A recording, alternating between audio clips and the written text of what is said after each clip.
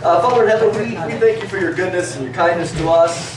We thank you for the richness of your word. You've given us so much. Certainly haven't given us all the answers that we might want, but you've given us enough.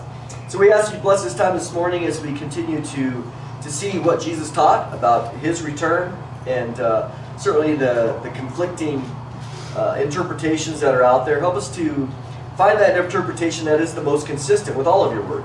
And we ask for your blessings in Jesus' name. Amen. Okay, so Matthew 24, 25, Mark 13, Luke 21 is all considered what we call the Olivet Discourse, right? So why is it called the Olivet Discourse? It was given on the Mount of Olives. When? Long time ago. The week of his crucifixion. So Jesus comes into town for that last week. His ministry's up in Galilee in the north.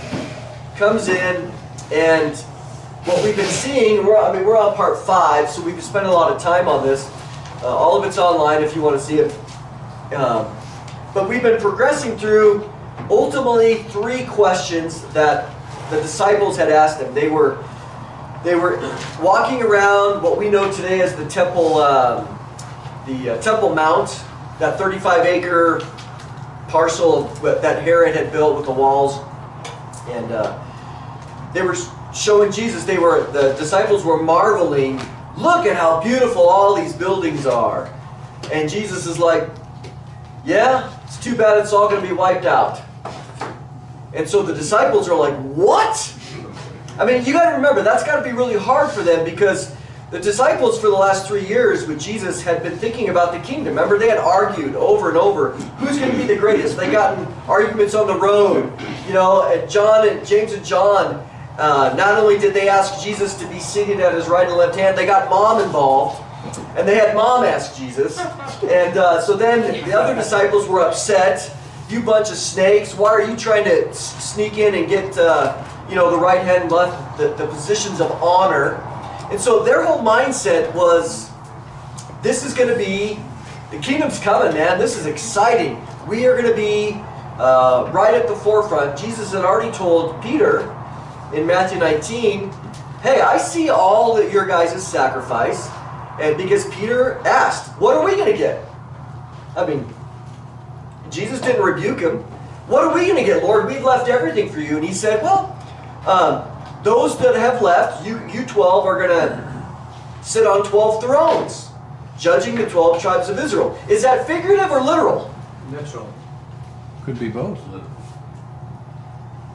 Why would it be both? I'm saying, why couldn't it be both? Oh. Well, as we've been learning, do we take the Bible straightforward or figurative? Literally. He said it. It'd be hard to, I guess, what would be the figurative interpretation? A sign. It'd be what? A sign. Okay, meaning? A sign would be given, this and that. No, specifically for Jesus telling the 12, Peter, "You and the others are going to sit on 12 thrones, judging the 12 tribes of Israel in the kingdom." How could that be figurative? Just as the Lamb did this, that, and the other. Okay. Or the word like. Yeah, but the thing about it is It'll that be like you're on thrones. Well, he doesn't say that you will be like. He says you will I know. be. I know. Right? I'm just saying, how could it be figurative? Oh, okay. If he used the word like. But he did. But he did. So let's be creative. He said it clear. How could it be figurative? No. Spiritually, they're what? In heaven? On thrones? Just they're going to have places of rulership? Where? I think we often think when we say spiritually this or spiritually that, we often just erase that as something that's improbable, not really going to happen. Not really going to happen. He didn't really mean 12. Yeah. It was just a numbering. It's just a generic number, because 12 can have certain significance. Keep it like the 6 thing about it days. is that there was 12 apostles. There's 12 tribes that actually happened. Christ said it very directly. Okay. And then why else he would say something like that unless it was something else different than that he would have alluded to something spiritual. And I'm trying to think, even the 12, the 144,000, even if you multiply 12 by 12 to try to get that, to try to pull Right. a figurative possible spiritual dynasty of some sort, I don't think that's going to be fly. So here's the question, always when we're dealing with all of the Bible, and one of the interesting things about taking the Bible straight forward is prophecy often is thrown into the figurative camp, where all the rest of the scripture is taken straight forward. So when it says that Jesus died for our sins on a cross, is that figurative or literal?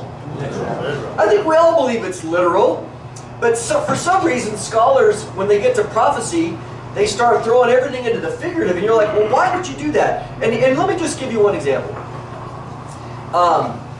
If you look at all the prophecies of Jesus' first coming, all of them, were they fulfilled figuratively or literally? Literally. Literally, right? He was betrayed for 30 pieces of silver. He had stripes. Was he born figuratively in Bethlehem or literally? Literally. So that's the problem I have, and I'm not saying these people aren't saved. You know, we want to be gracious, but those that throw everything in the figurative camp, I go, you know, I appreciate you, but why all of a sudden did you change the rules? Because you have all these prophecies in the Old Testament. Some of them, they are reference to Jesus' first coming, and some of them, as we understand, they're reference to Jesus' second coming. Why would the first ones be literal and the second ones be figurative? So, sorry, I can't go with you there. You know, for the most part, you take Scripture and interpret it literally, unless there's other things there that indicate differently. Unless there's there. So, But then there's room for hyperbole. there is room for hyperbole, there's room for hyperbole, there's room for metaphors, there's room for similes, there's room for these other parts of normal English language, just like we saw last week when we were doing Revelation 12. I saw a sign in heaven, a woman, a dragon. It tells us right there, I saw a sign. This is figurative. This is pointing to something. So when Jesus says in Matthew 19 to Peter, you and the others will sit on 12 thrones. He doesn't say like 12 thrones, similar to 12 thrones, figuratively. So we look at that and we go, what some people will do is say, well, that particular passage, as well as others in the Old Testament, in reference to Israel, they are all fulfilled in the church. So the church will really, sorry Peter, you're out of luck. Really what Jesus meant is that all that truth is going to be thrown onto the church in the future somewhere, and they're going to have, they're not really going to have thrones because that's figurative, but you're all going to rule and reign, and all that is taken away from you, taken away from real, literal Israel, the nation, and given to the church.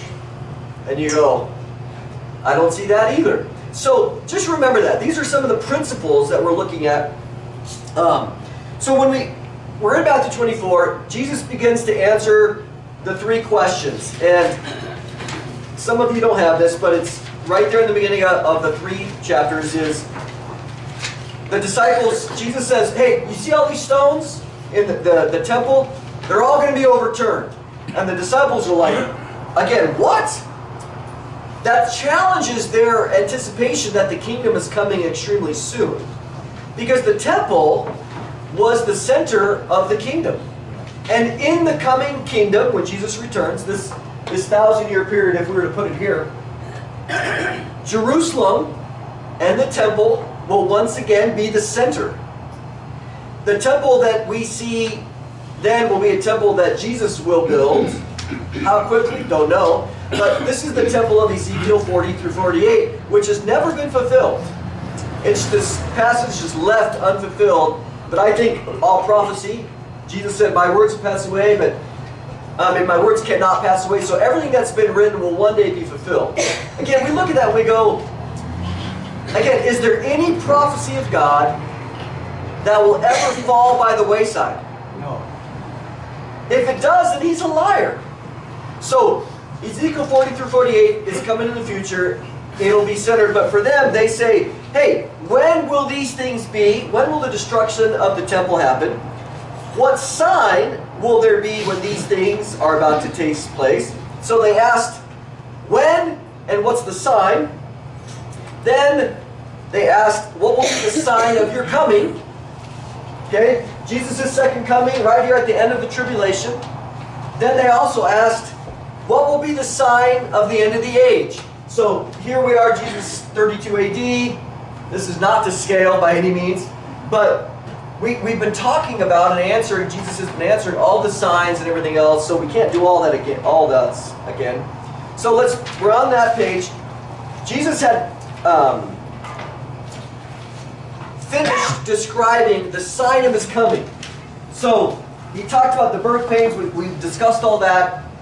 What was the sign of Jesus' coming, his actual second coming to the earth? What was the sign? Sky will be dark. The sky is going to go black. The sun's going to go black. The moon will not give light. I mean, it's like the sun gets turned off. This is supernatural. Okay? We don't always have to throw a natural thing on it, because even an eclipse lasts for 2 minutes, maybe 3 if you're really lucky. So it's not an eclipse. Plus, an eclipse only is about a 50-mile radius going across the earth really fast. And you might not get it. But here, this is a worldwide, universal phenomenon where the sun goes dark. Now imagine that. That's like being in a cave dark. You can't even see your hand in your face. But then, in something like that, you know, when you're in a cave, how much light does a match give?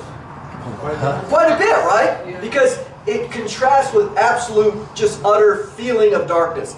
So, Jesus says, don't get sucked into saying, oh, the Messiah returned over there, the Messiah returned over there, he's hiding in the closet, he's over here in that desert. No.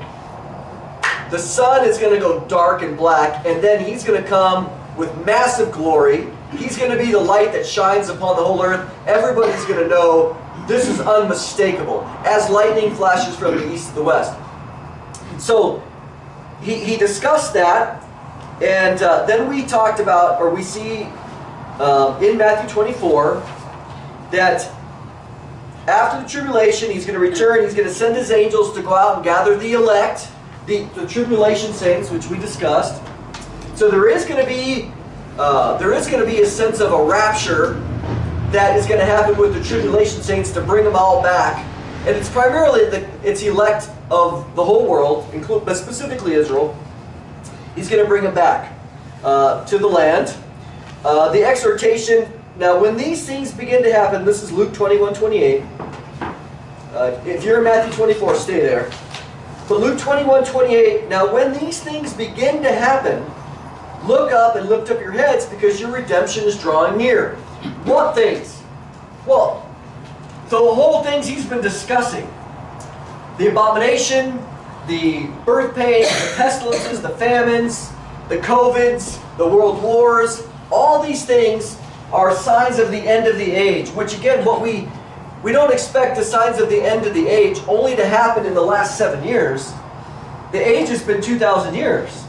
So the signs begin, with the nation of Israel, 1948, we are beginning to see roughly 100-year plus period, 120, 130-year period of the end of the age. It's not surprising. So, and we're okay with that. But then Jesus says, Jesus can't help himself. He loves speaking parables, right? And in Matthew 24:32, he says, now learn this parable from the fig tree. The fig tree, this is one of the most, unfortunately, misinterpreted passages. In the Old Testament, the fig tree often is related to Israel. That is true. But if you look at all of the Olivet Discourse, this is not referring to Israel. Because it says, in another one it says, look at the fig tree, and then in Luke, it'll say, and all the trees. This is simply saying, the fig tree was very common. Right now for us, we look out and you might see, if you have fruit trees, what comes before the fruit? Flowers. Flowers, right? So he goes, hey, learn this parable from the fig tree and the other trees. I've given you Luke 21 there. When its branches are to become tender and puts forth leaves, you know that summer is near. So you also, when you see all these things, all the things he's been discussing, know that it is near at the doors. Assuredly, I say to you, this generation will by no means pass away till all these things take place. Heaven and earth will pass away, but my words will by no means pass away. So this particular passage is probably the crux of all of the trouble. Is one phrase. What phrase do you think it is? This generation. This generation, okay? So, again, when you look at this phrase, there's no doubt that this phrase, this generation, had appeared in Matthew chapter 12 prior to this. But what's the solution always? Context, right? He just gets done saying, he's not looking out and saying, you see everybody here? This generation will not pass until everything's fulfilled. That's not what he said. No. What does he say? He's talking about the generation. The generation that sees all these things.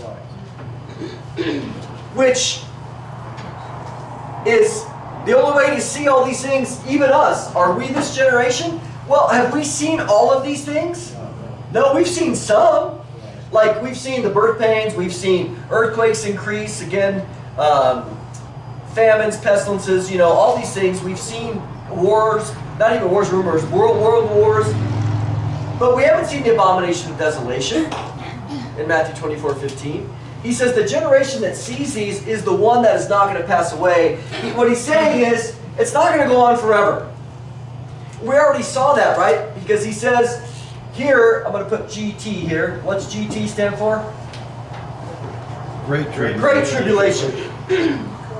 He says, for the sake of the elect, the great tribulation, this time of absolute chaos, has been shortened to 3.5 years for the sake of the elect. The group that's, otherwise it says, every last human being would be wiped out. It's going to be so bad, every last human being would be destroyed. So this, you don't want to be here. This is bad. Okay? It's a time that has never existed from the beginning of the world. Daniel chapter 12 says the same thing. But for the sake of the elect, why? So that the elect would, some of them would survive it. Why? Because some of them are predestined to go into the 1,000 years so that they can basically populate the millennium. So he needs some of them alive. I mean, in one sense, because why? There's going to be a resurrection, but when you get resurrected, you get your new body. Right. New people in the new bodies, they're not married or given in marriage. But so we need some to survive. So for the sake of the elect, that they don't all perish, it's been shortened. But most of the elect in this period are going to be killed. You see that in Revelation 7. So, what people do, unfortunately, is, for example, a guy like R.C. Sproul, he wrote a book called The Last Days According to Jesus. But I read his book a few weeks ago, just because I wanted to make sure not to misrepresent him. But his interpretation of this, I don't recommend it at all. Because here's why. Always make sure that when you read a book, you read the preface. Yep. Why? What's in the preface? It's the highlights of what the book's going to be about. Yes? What else? It's generally the reason why. Why did I write this book? Let me tell you. I don't want you guessing. So he says in the beginning in this preface, the reason I wrote this book is primarily because a guy by the name of Bertrand Russell. Yep. Who's Bertrand Russell? British mathematician. And what was the name of his book? Why I'm not a Christian. Why I'm not a Christian. So Bertrand Russell, atheist, you know, Englishman, UK guy, British guy, we'll just call it that. He writes a book, you know, in the mid 20th century, or 21st, or we're in the 21st, mid 20th century. He writes a book, Why I'm Not a Christian. And he said, the reason that I'm not a Christian is because of Matthew 24. Right. Jesus is a false prophet. Jesus said, this generation will by no means pass away until all these things are fulfilled. Did Jesus return within a generation of when he died? No. No. Jesus is a false prophet. That's why I'm not a Christian. Why are we here? We're all a bunch of deceived ignoramuses.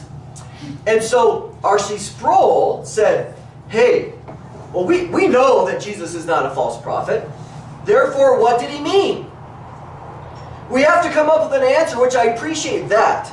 So R.C. Sproul says, we can't let Bertrand Russell have the last word about Jesus being a false prophet. Therefore, I'm writing this book, and I'm going to go and come to Matthew 24, and I'm going to discover a way that Jesus could not be a false prophet. And primarily around this generation's show that past. So as we discuss a little bit more, not to scale, therefore, everything that Jesus said was fulfilled in 70 AD, which was the destruction of the temple. And you'd say, well, That doesn't sound right. RC, did Jesus return? Well, Jesus did return in a figurative sense. Spiritually in judgment. See, Bertrand, you just didn't figuratively spiritualize it enough. If you would have, you would have realized that Jesus can be literally true figuratively. No confusion Even the here. angels prophesied to the apostles and says, when you're looking up at the sky when they were watching Jesus ascend, the same Jesus shall return in like manner. Yes, Acts chapter 1. They're watching him. He ascended. Jesus will return in like manner. Where did he depart from? Where? Right there on Mount What mountain? Olives. Mount of Olives. Well, that's coincidental because Zechariah 14 says that when the Messiah comes, he's going to return on the Mount of Olives. Split it. And split it. So, in the same way that he left will be the same way that he returned. And we also know, again, Jesus said, don't be deceived. When the Son of Man returns, the sun will turn dark, black, and east to west. So, interestingly, Josephus describes some things in the sun and the moon, and there's other, but nowhere, and even he says, well, there's a difference between Jesus coming back figuratively and his second coming here. I understand there's a distinction, but he did come back in some sense in 70 AD. Therefore, Bertrand Russell, you are incorrect. What's amazing is Jesus predicted Bertrand Russell. Yes, he did. Because of the great falling away in verse 10. And we see atheism, getting a foothold in with an economy and with themselves and so on and so forth. So, if we look at this phrase, he says, assuredly I say to you, remember, he's talking, okay, what does he say before the generation? Learn a parable from the fig tree. When its branches become tender, leaves, you know that summer is near. So you also. And we've said before, when Jesus uses the word you, what governs who he's talking to? Right. Context. So as we said before, the idea of being born again, who did he say that to? Nicodemus. So is Nicodemus the only one that needs to be born again? No. He said, Nicodemus, I tell you, unless you are born again, you will not even see the kingdom of heaven. So, But if we were remember, to... he says that before. He says, for God so loved the world. Well, that was later. That was Later. just right, I mean, So 3 he- verses So he later. explains that you in that context. But if we... See, again, this is where we have to be consistent. We look and we go, when Jesus was speaking about... Did Jesus ever speak about... Did he ever use the word you in a universal context? Well, I think John 3:3, John 3:5 both say, unless you are born again, you will not see the kingdom of heaven. If we're going to use R.C. Sproul's or others, we go, come on guys, you're being inconsistent. Because if you force Matthew 24 to you to refer to those people he's talking to, then in John 3, it's only referring to Nicodemus. We recognize context says, well, clearly the idea of being born again is universal. So the you can be spoken of universal based on context. And he says, hey, take a look at the trees. Do trees only exist in Israel? So this is a parable for all people. Hey, everybody understands, hey, if you have fruit trees, you see the flower, you go, man, here in about 3 months, I'm going to have myself some tasty fruit. I know this is part of the season. And so Jesus says, everybody take a look from the trees. When you see these things, who? Everybody that's ever looked at a tree, you'll know that it's theirs. Assuredly I say to you, the generation that sees these things will by no means pass away. So the question is, which generation is seeing these things? Now the hard part is this, I'll be fair. Some of the things that generation saw in Luke 21 was the destruction of Jerusalem. Luke 21, when you see Jerusalem surrounded by armies, know that its destruction is near. Okay, so what we have to do, but the key there is all these things. We don't just go, oh, well look, Luke 21, Jerusalem surrounded, therefore Jesus has to return. We don't force one part of the answer in the Olivet Discourse as it relates to one of the questions. Remember, there's 3 questions. When is Jerusalem going to be destroyed? When you see it surrounded by armies, get out of town. But Jesus is giving a full scope of all of the 2,000-year history and answer the question. And so if you're standing there in 68 when Jerusalem was surrounded, you cannot say that you've seen everything. So that's all I'm saying, is that this generation doesn't cause us a real problem. So Bertrand Russell's not only wrong in his initial thing, but he's also wrong in understanding that Jesus didn't give specifics on a lot of different ideas about certain things that would happen in real time. What he's guilty of, and I think R.C. Sproul is he's taking things out of context. I mean, and that happens. Where does heresy come from, generally? From inside the church. Well, take things out of context, even inside the church, right? That's right. Yep. So you look and you go, okay. So let's jump into the next section. So those of you who don't have the sheet, we're in Matthew 24, verse 36. He said, heaven and earth will pass away, but my words will by no means pass away. So what we've all already seen is this idea of when you begin to see these things, and the first word, what's the first word of Matthew 24:36? But. Okay, so let me share something with you, because I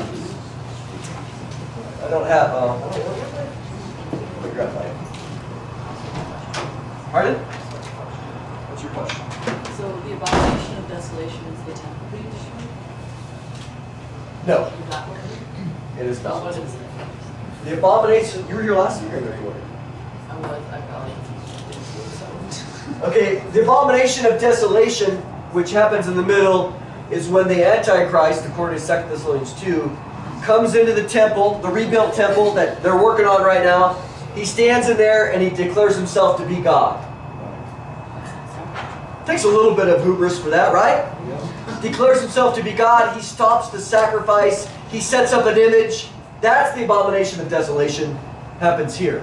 The temple is not destroyed until Jesus takes it down himself after he returns. There's going to be a little bit of transition period, because this temple was built by unbelieving Jews.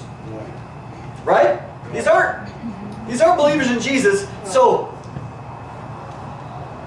it's exciting that it's happening. But I would tell you, don't give money to it. Don't give, I mean, what's that? Hang on a minute. If you give money to the rebuilding of the temple, you're giving money to a temple that is absolutely pagan.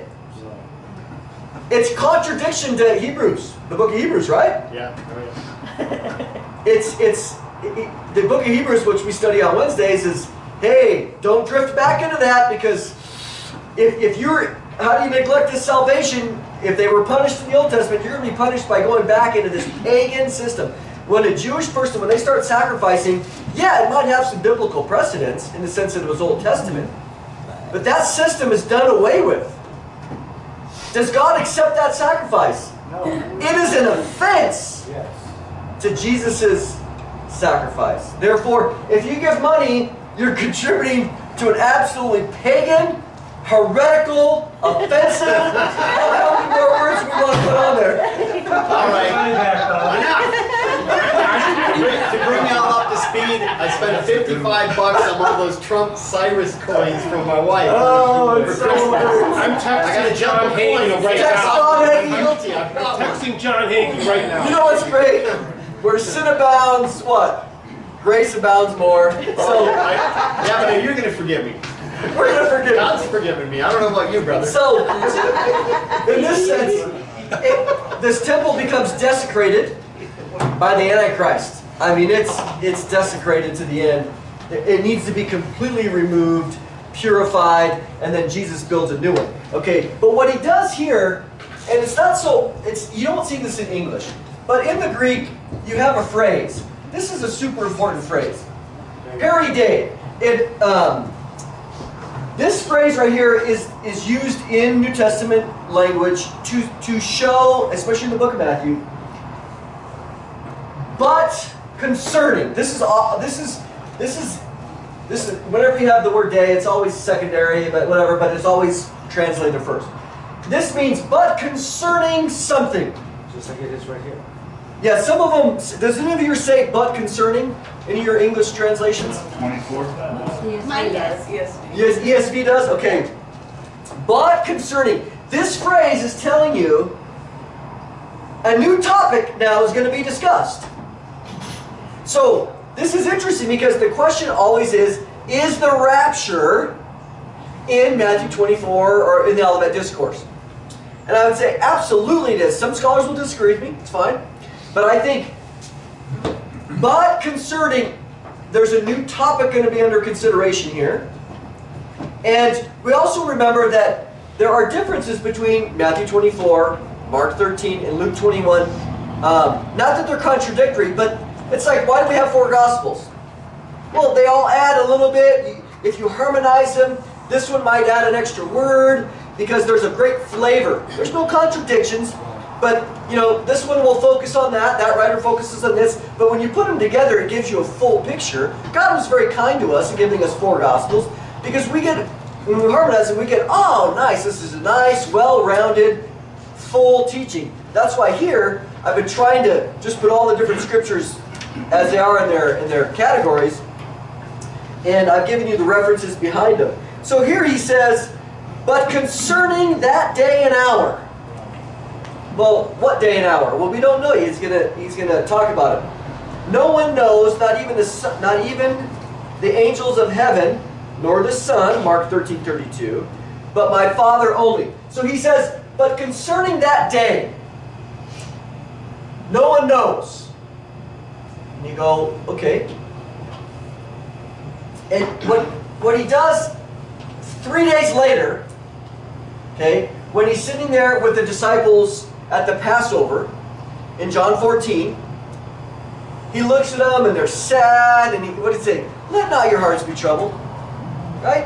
You have faith in God, that's good, but you can have faith in me. I'm going away to do what? To prepare a place for you. So that, and I will come again and do what? I'm going to get rid of this. Super important. I will come again, verse 14:3, and receive you unto myself. Okay. We always look for words. So that, purpose clause, we love those. Okay. I'm coming to receive you to myself so that what? Where I am, you may be also. Awesome. So, Jesus is going away to prepare a place so that he can come back and receive us unto himself so that where he is, which is where? Heaven. Heaven. It's not earth. He's going away. In my Father's house are what? Many mansions, okay? If it wasn't so, I would have told you. But I'm going away, I'll come back, receive you. This word here, oh. I'm getting an apartment complex. Could, right? Yeah. I actually have a different translation, but that's okay. Well, that's for a different time. This is a super important word. You guys like to learn Greek, right? Yep. Okay? It's the word paralambano. You're like, okay, why does it even matter? Doesn't it? Just remember this word. Okay? Paralambano. Okay? This is like a prefix which tells you it's, Okay, but concerning that day, no one knows. Now, what we said before was,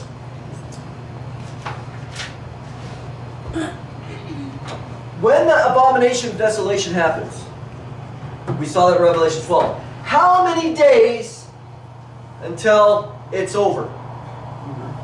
3.5 years worth. We have 3.5 years. How much? 1,260 days, 42 months, times time and a half times. As soon as this happens, man, It's nailed. I can tell you Jesus is coming back in 1,260 days. As soon as the Antichrist confirms the covenant with Israel, I can tell you, oh, start the calendar, 2,520 days. We'll know exactly the day he's going to return. But Jesus says here, of that day of something, nobody knows the day or the hour. So right here in the beginning, we know later that there's more revelation. Jesus is giving, he's giving some highlights, which later New Testament teaching gives us more meat on it. Like 1 Thessalonians 4 about the rapture happening.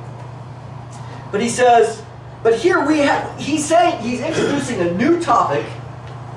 This is something concerning a day and hour that nobody knows. Well, it can't be that day, because we already know that it's 1,260 plus times 2 is 2,520, 7 years, etc. You follow where I'm going? Yep. So we're not making this up.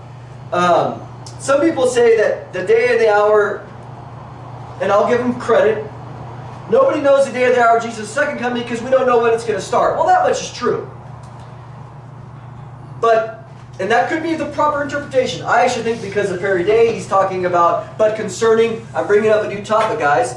And also, what he's going to do is what follows. Again, context. He says, Matthew 24, but as the days of Noah were, so also will the coming of the Son of Man be.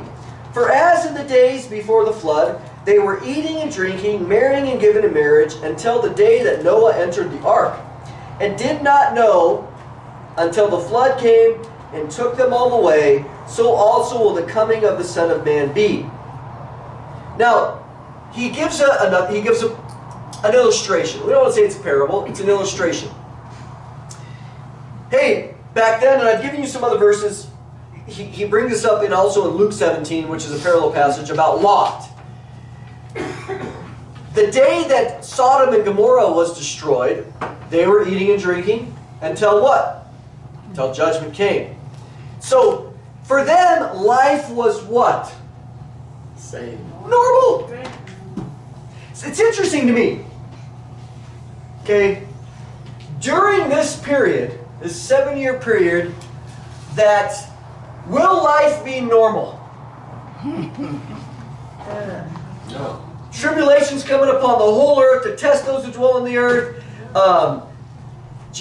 Persecution, upheaval, signs in the stars, asteroids, judgments, bowls, trumpets, seals. Half of the world dies. 4 billion people die during this period. Is life going to be normal? No.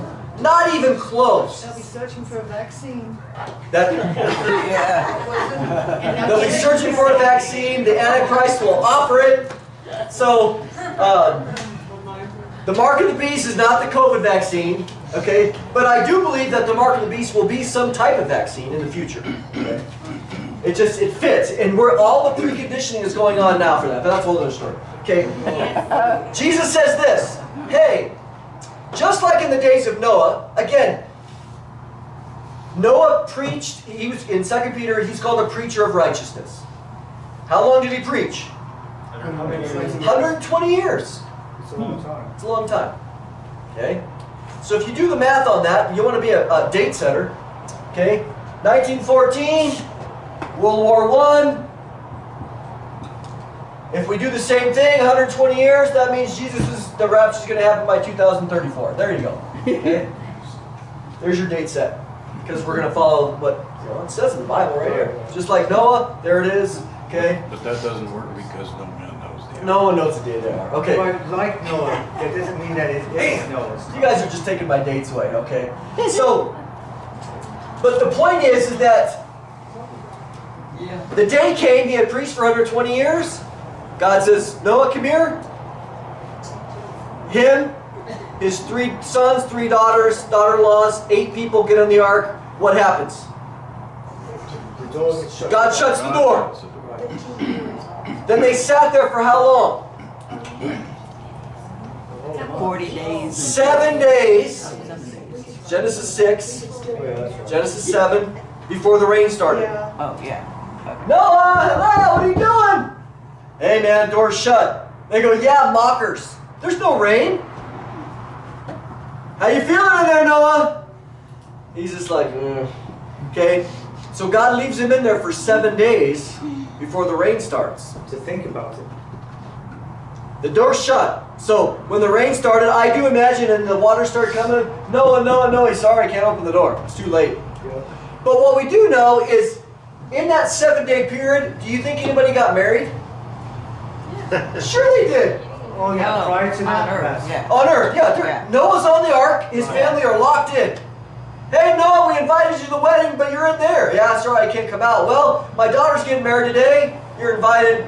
Hey, judgment's coming, man. Oh yeah, I'm sure it is. There was not upheaval. This is important because we're beginning to see the signs. So this is one of the reasons I think that the rapture is going to happen prior to this. It happens at a time, in 1 Thessalonians 5, Paul writes, when they say peace and safety, what's next? Then sudden destruction. Sudden destruction comes upon them. Here they were going, mocking Noah. Hey, Noah, looks pretty sunny today. Forecast, sun. When they say peace and safety, 7 days later, sudden destruction came upon them. They were married. They were given in marriage. Things were relatively normal. Now, Jesus said, in this world you're going to have tribulation. There's always going to be some sort of trouble. But the rapture happens in a time when things are relatively normal. Okay? Relatively. This is absolute upheaval. I don't think the rapture is a mid-trib or a post-trib. No. Because of this word. Right. For clarity's sake, because what R.C. Sproul and his perspective on the end times, they would talk about a second and third coming. They would frame it that way. The rapture isn't a complete return because we're caught up in the air. Correct. Right? So I would agree with that. That clarification needs to be made because they'll frame this into a second and third coming. Right. And where is that in Scripture? They'll Okay. hold your feet to the fire. Great, I'm glad you brought that up. Good point. So, we're going to keep parallel mono up here, but let's move this over here for a second. Okay? Well, you see people, and we love them, they're our brothers and sisters, okay? But they often will say, hey, so you're one of those people that believe in multiple second comings. I go, no. I'm one of those people that believes that Jesus' first coming lasted 33 years. Why is that important? Okay, if we look at the cross, let's put Jesus being born here just for the sake of easiness, 0 BC. Okay? How long were the days of the first coming? 33 years. Notice what Jesus says here. And you see this in several verses as well as the other one. Let's see. Let's see if I have it listed here. It might be in the other parallel passage. Anyways, if you go along, it talks about as the days of Noah were. How long were the days of Noah? 120. 120. So now all of a sudden, Now, does it say as many as Noah, or does it say as like the days of Noah? Because if it's like the days, then it's figurative to mean. it's a simile. Okay. Like or as, right? It's similar, yes. So he's using a comparison. Like or as is a comparison. Hey, look at the days of Noah. There's a similarity there. Remember, there's a similarity there that's pointing to what we know. I'm running out of room here, but let's just do it here. We'll get rid of this. Okay. If you look at this phrase, the days of the Son of Man. Plural. Right. But he also talks about that day. So we have to look at the context. But we know that just as the days of Noah, plural, we have the days of the Son of Man. We also have the, if you want to talk about the days of the Son of Man's first coming. So he does use this plural phrase, which tells us several things. And I think we can prove it. The days of the Son of Man are that time period of his return. Because Revelation 1 verse 1 says, this is what? This is the apocalypse or the unveiling of who? Of Jesus Christ. How long does, the unveiling of Jesus is at least 7 years. That's what the whole book of Revelation is about. It takes some time. See, we often think of, oh, he's coming back, that's it. No, no, no. The whole book of Revelation, because who's the one opening the seals? Jesus. The Lamb, right? Revelation 5. So every time Jesus opens a seal, we have the first horseman, we have the second horseman, we have the third horseman in Revelation 6. And then at the end of the fourth horseman, at the end of Revelation 6, the people on earth, what do they say? Hide us from the wrath of the Lamb. Right. They know that it's begun. That's their testimony. So the unveiling of Jesus, the days of the Son of Man are long. It's not just here. So in the same way you have, when you say you believe in multiple comings, no, I believe that the days of the Son of Man are longer than just the second coming. You're only focusing on his actual return to earth, where in fact, every time he opens and says a judgment, it's part of his coming. Yes. That's Revelation 1:1. And he also looked this up, days of the Son of Man. The days of Noah, the days of the Son of Man. So we're not stuck to only focusing on this particular day of his return, which is one day. But here, we do know that the rapture is going to happen on one day. Of that day, nobody knows the day or the hour. Okay? So, people try to put labels on us. Oh, you believe in multiple comings. Well, certainly I do. Yeah, only in I believe in the days of the Son of Man in his second coming, which are, it's a period of time. Just like it, again, am I consistent? The days of his first coming, did he just show up one day, 33 years old, die on a cross and leave? No. No. He took time in his first coming. Why wouldn't he take time in his second coming and bringing forth, and that's the way I look at it anyway.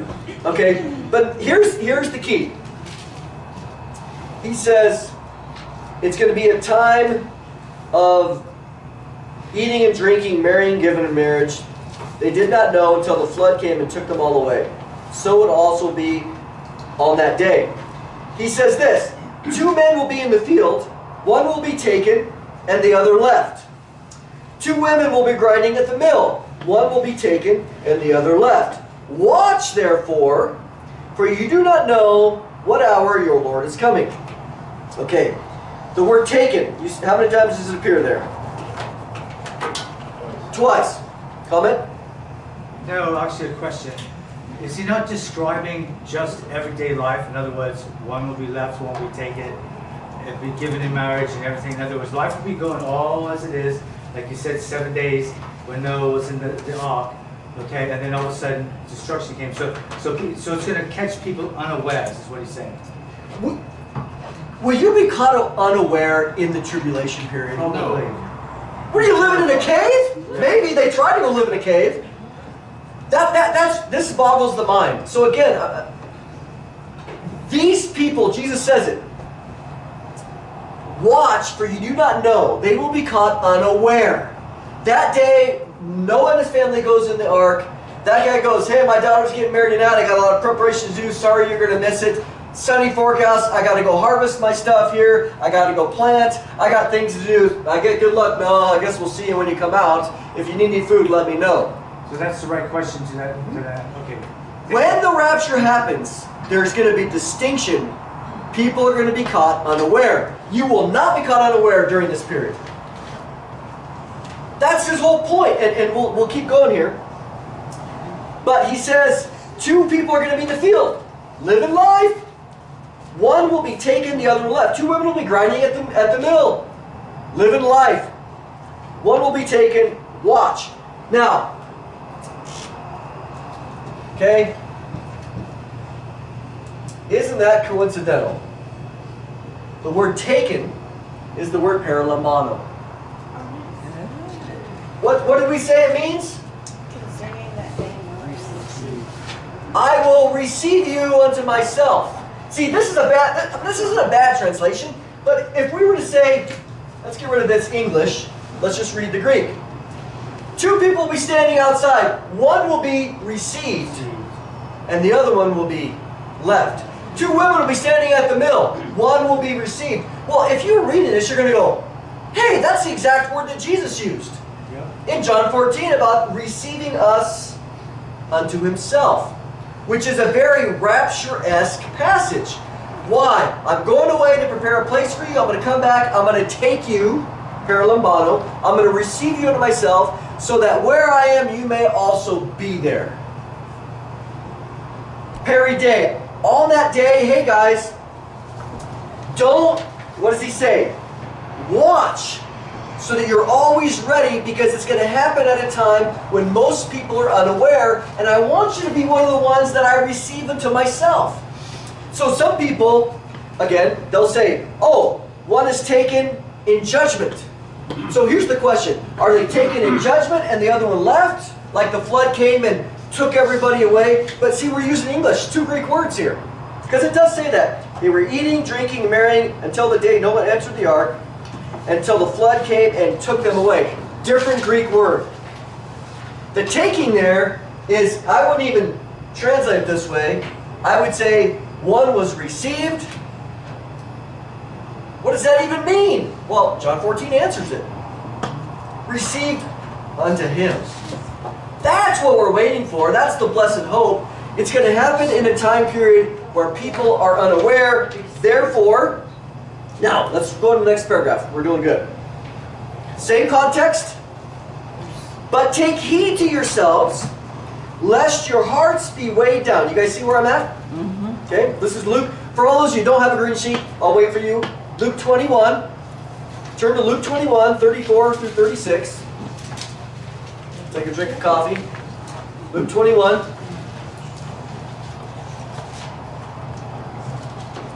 What was that, 34? Luke 21, verse 34 through 36. Jesus shifts concerning that day, Peri day, which is a day that things are relaxed. Concerning that day when things are relaxed, let's do a little. Okay, again, let's let the context tell us.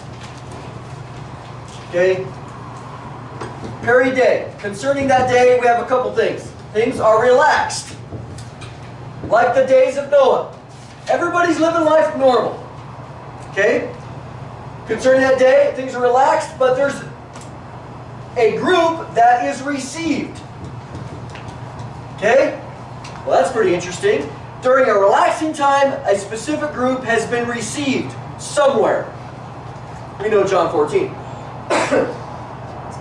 Okay? You guys know this word now, paralambano. We'll get rid of that.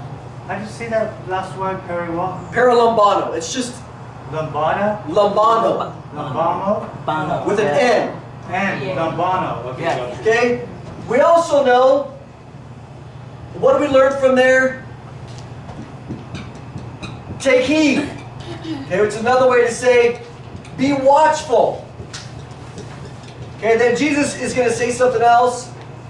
Because why? You don't know exactly when that day is going to happen. Concerning that day, it's going to be a relaxed period. People are going to be received.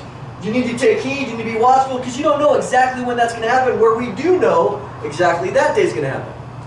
But then he says this. We're in Luke 21. Take heed to yourselves, lest your hearts be weighed down with carousing, drunkenness, and the cares of this life.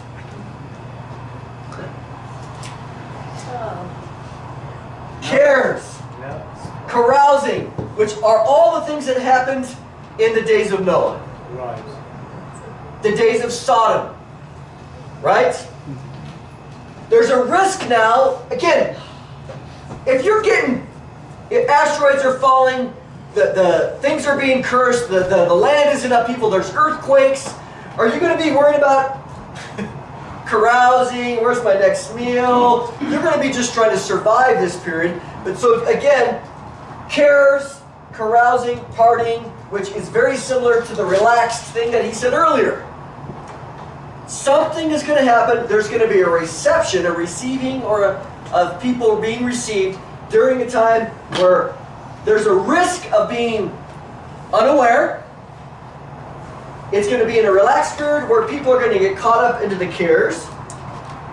He says, But that's just like now, isn't it? I mean, it's like now.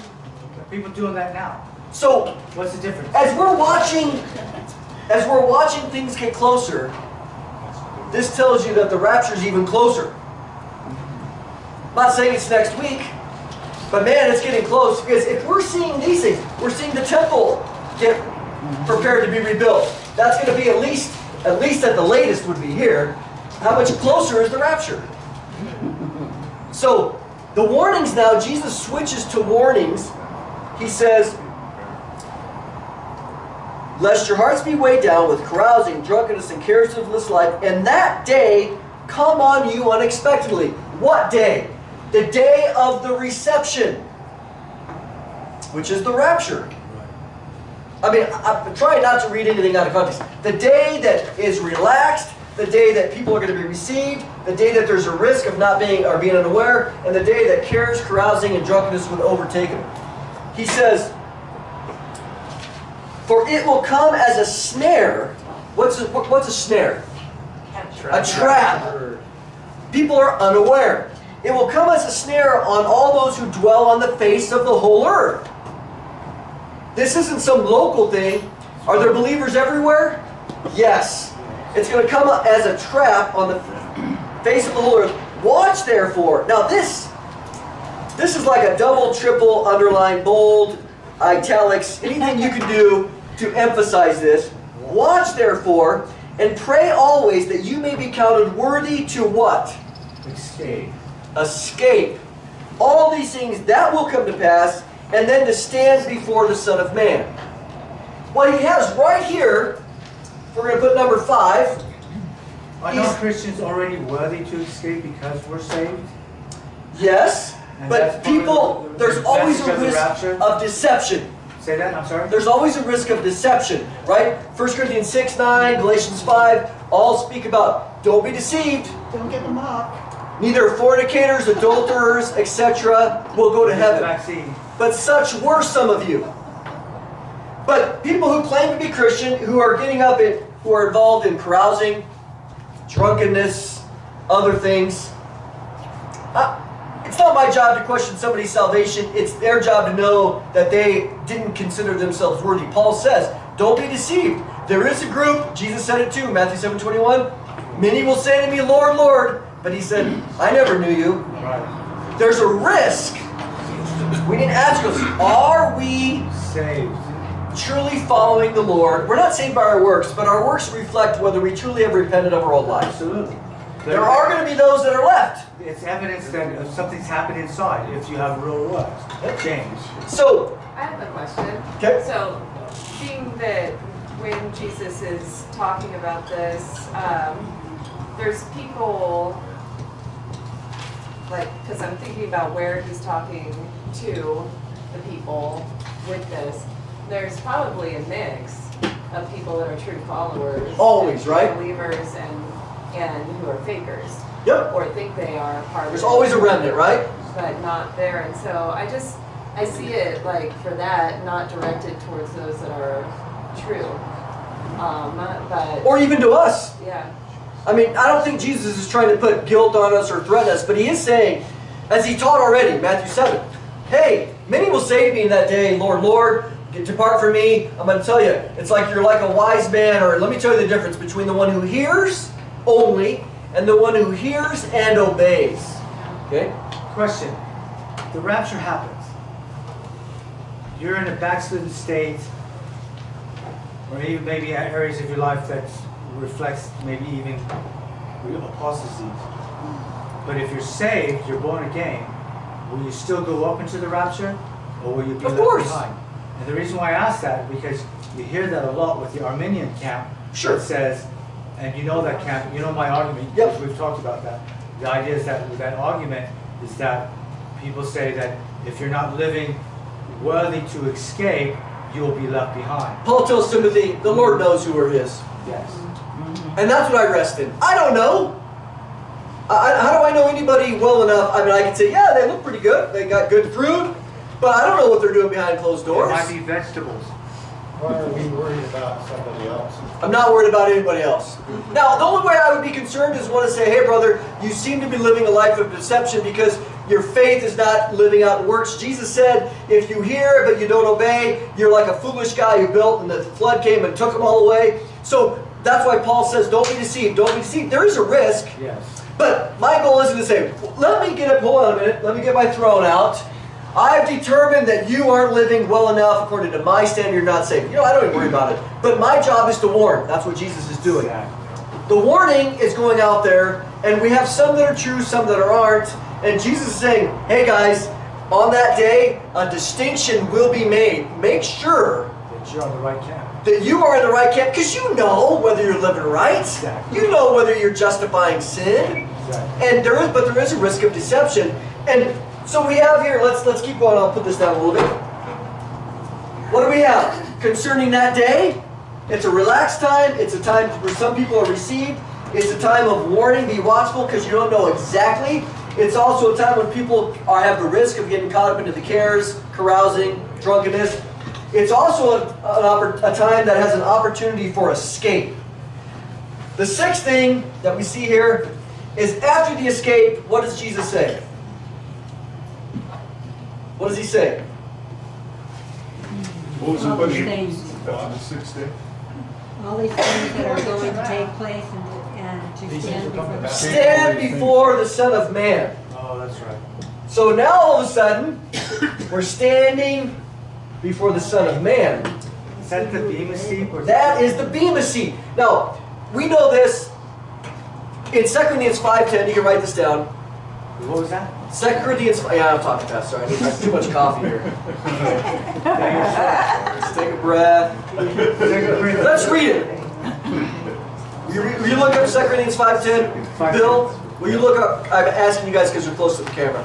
Romans 14:10, 2 Corinthians 5:10. 2 Corinthians 5 is discussing, the whole chapter is discussing the possibility that we have, not the possibility, the certainty for believers to get our new body. Right. That's what he's talking about. And in fact, the new body that we have, well, okay, we got time. We finished this. Everybody go to 2 Corinthians 5, verse 1. I'll just read it myself. Thank you, guys. But you got Romans 14:10, Bill.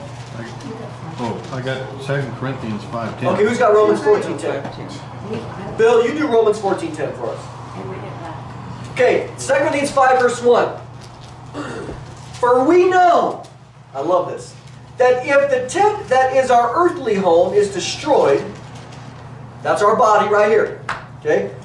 Our tent is, our earthly home is destroyed. We have a building from God. Two words. One, how permanent is a tent? Pretty weak, right? Yeah. He's making a contrast here. This earth, I mean, even as good as this might be in our prime, okay, this is still a tent.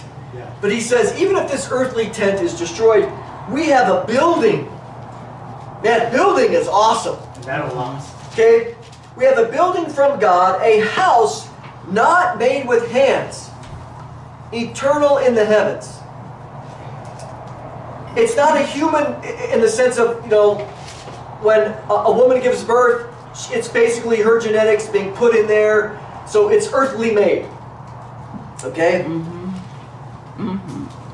But the other one is not made with hands. If it's not made with human hands, who's it made by? God. God. Where is it? Heaven. Eternal in the heavens. Eternal. Now, let me give you a different understanding. I could be wrong here, but in John 14, verse 2, he says, you know, again, verse 1, hey, don't let your hearts be troubled. You believe in God, believe also in me. In my Father's house are many Mansions. See, mansions is a relatively horrible translation. Okay, rooms could be one. The word is the mansions comes from the King James. Okay, we've moved beyond King James. Sorry if you're King James only. But we moved beyond that. In my Father's house are many dwelling places. I kind of think that what Jesus is talking about, here he's talking about what? Buildings. What's a building? A dwelling place, is it not? Eternal in the heavens. He says, I go to prepare a place for you. Paul says, hey, we got buildings up in the heavens that God has made. That is my future body that's there. Isn't that what he says? Jesus says, oh, by the way, I'm going away to prepare something for you. A dwelling place. Will we look the same? We'll be recognizable. We'll be recognizable. That's all I can tell you. We're gonna be better. Better. Okay. Everyone's going to be exactly 23 and a half years old. No, 33 years old. 33 years old. Alive in Christ. Go. So, okay, let's focus. Back on track. I think that what Jesus is saying is, when I go away, I'm preparing your eternal body. And when I come back, I'm going to bring it, and you're going to be entered. Because this is what Paul, again, I could be wrong here, it's a new, but I think, based on what Jesus said, in my Father's house are many dwelling places, I go to prepare a place for you. It could be a place you live in, but in reality, okay, it is, maybe it is. Okay, he says, verse 2, in this tent, this current one, 2 Corinthians 5, we groan. The older you get, the more groans you have. Longing to put on our heavenly dwelling. Yes. If indeed by putting it on we may not be found naked. For while we are still in this tent, we groan, being burdened. Not that we want to be unclothed. We don't want to be spirit beings with no physical body. But that we would be further clothed, so that what is mortal may be swallowed up by life. He who has prepared us for this very thing is God, who has given us the Spirit as a guarantee. There's the word prepare. Jesus said, I go to do what? Prepare. So, connect it, maybe not. He says, so we are always of good courage. We know that while we're at home in the body, we are away from the Lord, currently.